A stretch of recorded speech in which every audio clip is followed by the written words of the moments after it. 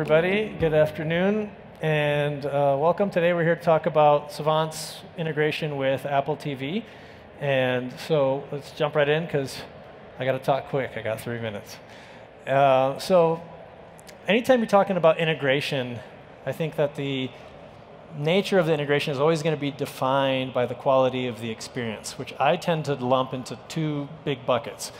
The first bucket is being able to do whatever it is that that thing you're integrating with does natively. And so in the case of Apple TV, you're talking about transport controls that the remote control has, the play, the pause, the menu, and you're also talking about Siri, voice control. So that is something that is in the API. I hit this button, nothing happened. So that is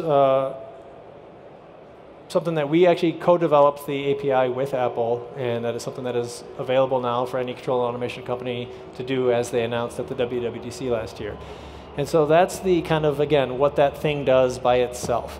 But people don't integrate products or buy control and automation solutions just to have what it does by itself. There has to be some value that you add on top of that, and that's where we come into play and try to add that value through the integration. So in our case, it's being able to do things that maybe that device doesn't do by itself, but does in conjunction with a partner like ourselves. In this case, we're talking about the ability to talk to other devices that are in the room or in the home, switching inputs on the TV or on the receiver or on a video switch, third-party scenes that you could say maybe there's a movie night, it turns on the TV and goes to the Apple TV as a source, but dims the lights to a certain level, or other things that you can do to be part of that experience and add to it overall qualitatively. One part that is native to Apple TV, as you all know, is HomeKit, and it's important to take a quick minute just to talk about that, because what does that really mean for us as a channel here at CEDIA? And I think that it's a good thing overall because of the market awareness.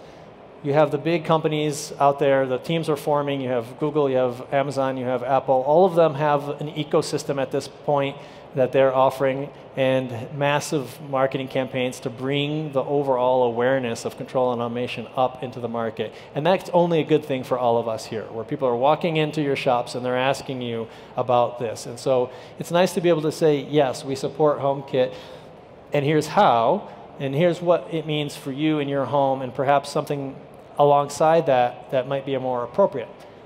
And that's where you can start to introduce other solutions that enhance that overall experience and may be more appropriate for their homes. But the real exciting thing for us is being able to add value. And again, that's not just through maybe having a nice remote or some of the other things that you can add, but it's something that's brand new that we've done, and Savant's the first to introduce a Savant Home app for Apple TV. And this is, as you know, Savant has today apps for iOS, for Android, and we believe interfaces are basically contextual, that we find are dispersed throughout the home. In other words, when you get into the home, the most convenient thing might be to just use your voice, or it might be to hit a dimmer or a keypad on the wall. But when you're watching TV, which Americans do in the order of 5 hours average per day, and order of 3.5 TVs per home, it's really nice while you're just sitting on the couch to be able to access everything in your home. And so Savant, just like there's a Netflix app and an HBO app, there's now a Savant Home app for Apple TV that lets you do anything that you could do from the Savant app, but now using a heads-up display, which is very ergonomic. You're already looking up at the TV, and now you can navigate on your TV, grab everything from scenes, grabbing your different sources, grabbing your favorites, and have that personalization there for you as a user. So we would invite you to come over to our booth and see this in action. We have it there set up, fully on display, the Savant Home app for Apple TV, along with our video switches, which shows you an ability to do that not only as a full screen app, but also as a picture-in-picture app when combined with our 4K over IP switch. So I'll pause there and open up for questions. All right, yeah, any questions for Savant? So if you're watching something on Apple TV, do you have to back out of that to get to the Savant app? And then, like, if I was watching Netflix and I want to turn some lights down, I back out of Netflix, I get into the Savant app, I lower the lights, I get back into Netflix, or can I do it all while I'm still watching whatever I'm watching on Apple TV?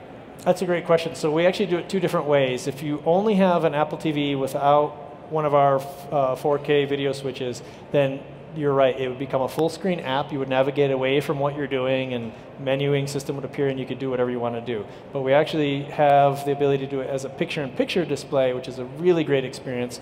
So that you're still watching what you're watching, but you can navigate down, check out cameras, change the temperature, or do lights and without having to interrupt what the viewing experience is offering. All right. George Katsiris of Savant, thank you so much. Thank you.